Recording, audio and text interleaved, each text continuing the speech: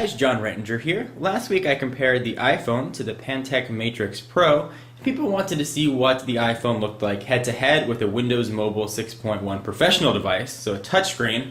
So the king of touchscreen Windows Mobile devices, at least carrier-released ones in the US, is the HTC Touch Pro, seen here in HTC Fuse clothing. Overseas and in Europe and other countries, they released the Touch HD, but that hasn't been released here. So at least in the US, this is the current reigning king. So I'm going to do the same set of comparisons and the same rules that I used for the last one. I'm going to compare unlocking the device, changing ringtones, going from ring to vibrate, sending a text, viewing a web page, adding a contact, and adding a new calendar item.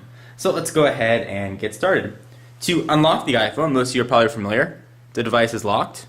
Hit the button at the top. Slide a little bar over, and your device is unlocked.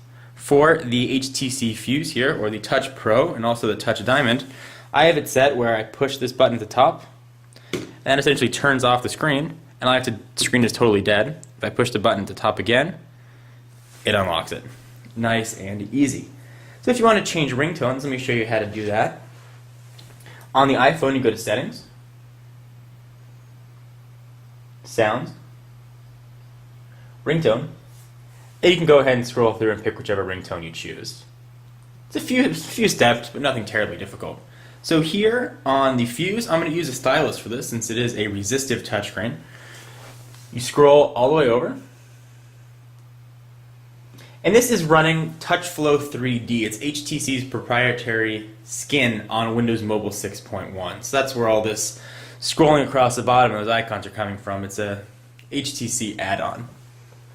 So we'll go to Sound, scroll up, ring type and ringtone, and here you can scroll through and select the ringtone. Not terribly difficult. So the next thing you want to do, if you want to go from ring to vibrate, say you're going in a meeting or going to class and you don't want your phone to ring, or you do want it to ring, how do you change it? Well, the iPhone makes it nice and easy. There's a little switch on the side, flip it up, now it's on ring, flip it down, now it's on vibrate. Very easy. On the HTC Touch Pro, you actually go back again to the settings menu, you can go to Sounds, and here you can choose your profile, silent, ring, vibrate, you can go to normal, and there you go. You can also use the volume control on the side. You can scroll down. Now it's on vibrate, or go all the way back up to ring. It actually looks very nice. So I give HTC a lot of credit for implementing a very good looking system here. So let's say you want to send a text. I send a lot of texts, I'm sure you do as well. How do you do it? Well, let me go ahead and show you guys. So on the iPhone, go ahead and hit SMS. I'm going to cover up my text messages here. But there's a button right there to create a new text. Go ahead and hit it. And now you can create a new text message. Nice and simple. On the Touch Pro, there's actually a text messaging tab that HTC put in here. So scroll over. See, it says text messages right there. We'll let go. Hit that button to create a new text. And you're off. If you're using a Touch Diamond, you have to use the on-screen keyboard, which shows up right there. But since this is a Touch Pro, it's got a full slide-out cord, and you can go ahead and type away. So we'll go back to the home screen. The next thing I wanted to show you guys was how to view a web page, how easy it is, how simple it is, and what the web pages look like. Well, on Safari, it's nice and easy. Go ahead and hit Safari. Hit the address bar at the top. Type in your address using the on-screen keyboard, and you are good to go. Nice and simple. I'm sure most of you are probably familiar with it.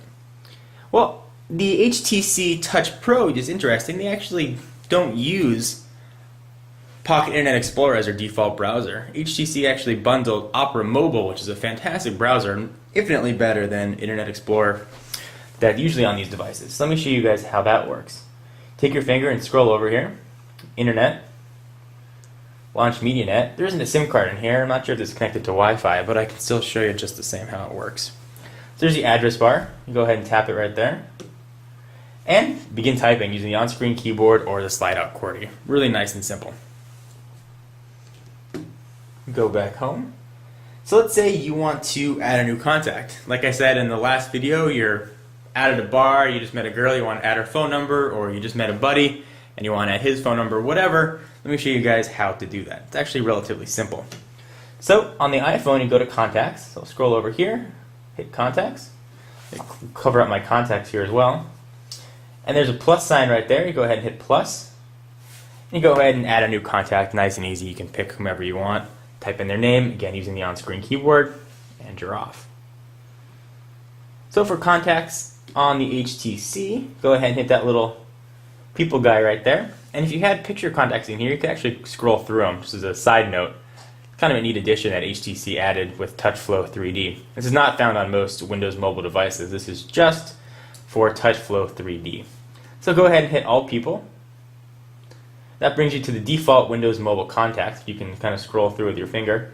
Go ahead and hit new. And then you go ahead and add your contact using your stylus and whichever keyboard method you choose.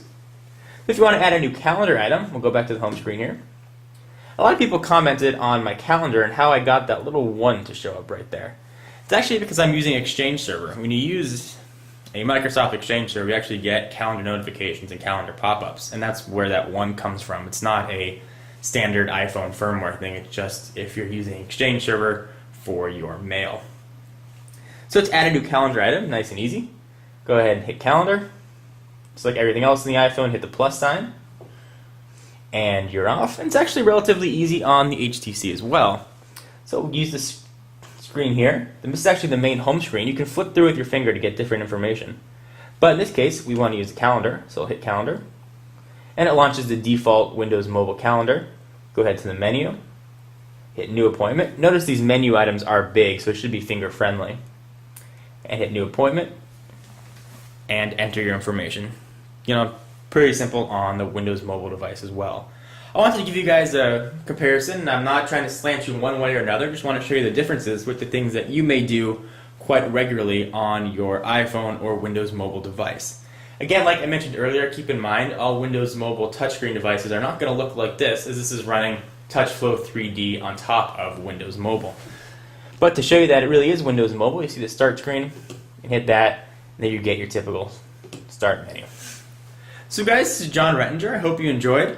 For exclusive content, be sure to follow me on Twitter, twitter.com/John4Lakers.